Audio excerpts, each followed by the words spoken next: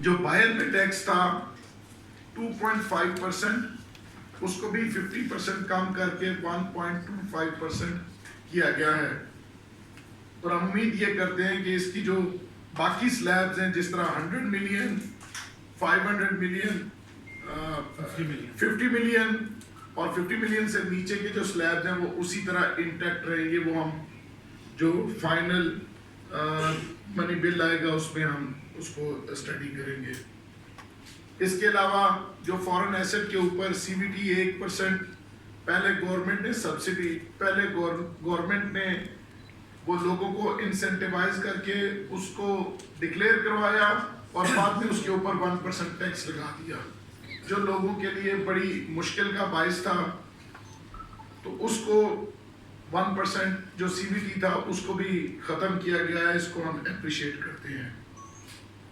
I T exports, اسلام آباد چونکہ سب سے بڑے ٹیکنالوجی پارکس جو ہیں وہ اسلام آباد میں ہیں، اور فری لانسرز بھی یہاں بہت کام کرتے ہیں،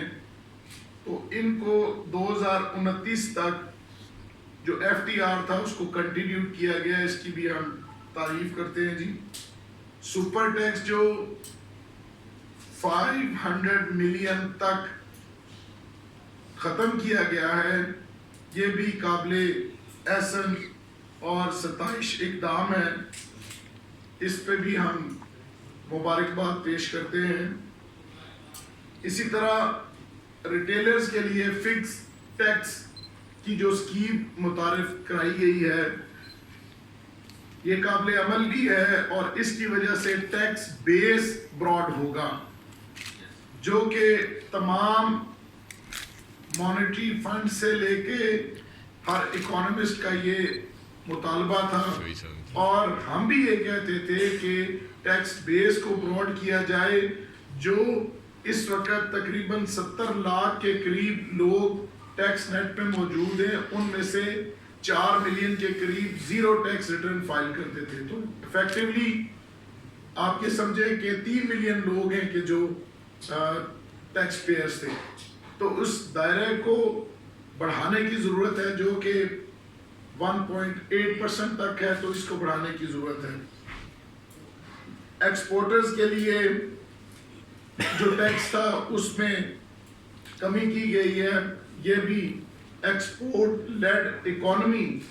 اگر ہم اس طرف جانا چاہتے ہیں تو اس کو ختم کیے جانے کا مطالبہ تھا ہمارا، بہرحال اس میں بھی کمی کی گئی ہے۔ اسی طرح نیسیسری آئٹمز جو ہیں ان پر بھی سیلز ٹیکس ختم کیا گیا ہے، اور جو ایف پی آر کا نیشنل فیس لیس سینٹر اور یہ جو اقدامات کیے گئے ہیں ڈیجیٹائزیشن کی طرف، یہ بھی قابل ستائش ہیں، لیکن ان کی وجہ سے یہ نہ ہو کہ کمپلیکیشنز زیادہ ہوں۔ ان کو ٹیسٹ رن کرنے کے بعد ہم اس کو انشاءاللہ ہم اس کی تعریف کرتے ہیں کہ جتنا انٹریکشن ایف پی آر کے لوگوں کا تاجروں سے، صنعت کاروں سے کم ہوگا، اتنا زیادہ ریونیو کے اہداف بھی کمپلیٹ ہوں گے اور لوگوں کو بھی ایز آف ڈوئنگ بزنس کی سہولت ملے گی۔ اب ہماری کچھ چیزیں ایسی تھی، کارپوریٹ ٹیکس 29% تھا، ہماری تجویز تھی کہ اس کو کم کیا جائے 20% تک۔ اس کارپوریٹ ٹیکس کو بالکل کم نہیں کیا گیا۔ ہمارا یہ مطالبہ ہے کہ اس پر نظر ثانی کی جائے۔ اسی طرح اے او پی اور انڈیویجول ٹیکس کی شرح میں بھی کوئی کمی نہیں کی گئی ہے، اس کے اوپر بھی نظر ثانی کی جائے۔ ایگریکلچر کا بڑا سیکٹر ہے، اس بارے میں کوئی واضح ہمیں پالیسی نہیں بتائی گئی، اس کے بارے میں بھی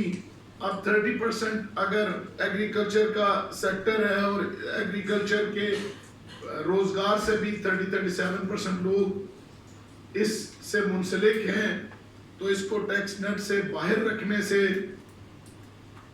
ہمارے ریونیو کے اہداف پورے نہیں ہوتے۔ اس بارے میں بھی ہم امید کرتے ہیں کہ جو ہے وہ کام کیا جائے گا۔ دوسرا یہ آلموسٹ 18.5 ٹریلین کا بجٹ ہے. اب اس میں پچھلے سال کے اہداف پورے نہیں ہوئے اور اس مرتبہ 14% کا مزید اضافہ کیا گیا ہے. 15,000 سم تھنگ جو ہے وہ کلیکٹ کرنے 15,400 پلس مائنس 15.7 ٹریلین جو 14% پچھلے سال سے زیادہ ہے اور پچھلے سال کے اہداف بھی پورے نہیں ہوئے. یہ بڑا ایمبیشیس فگر ہے اور یہ کیسے پورا ہوگا اس کے لیے بھی کوئی روڈ میپ جو ہے وہ واضح نہیں ہے. بہرحال ہم فنانس بل کی تفصیلات پڑھنے کے بعد پریس کانفرنس کے ذریعے اپنا جو فائنل رد عمل وہ دیں گے اور ابھی چونکہ اس کو اپروو ہونے کے لیے ہمارے پاس 10 سے 15 دن کا ٹائم موجود ہے تو جو چیزیں ہماری اس بجٹ میں انکارپوریٹ نہیں ہو سکی اس کے لیے ہم اپنی محنت اور کوشش کریں گے اور گورنمنٹ کو یہ باور کرانے کی کوشش کریں گے کہ گروتھ کی طرف سٹیبلٹی سے گروتھ کی طرف جو ٹرانسفارمیشن کا سفر ہے وہ ٹیکس ریشنلائزیشن سے ہی ممکن ہے. انکم ٹیکس 62% دینے کے بعد آپ کے پاس فسکل سپیس نہیں بچتا کاروباری لوگوں کے پاس کہ وہ فیکٹریز اور لگا سکیں یا اپنے بزنس کو ایکسپینڈ کر سکیں اور جب یہاں موجود لوگوں کو نفع نہیں ہوگا تو باہر سے آپ کا انویسٹر بھی پاکستان میں آ کر انویسٹمنٹ نہیں کر سکے گا.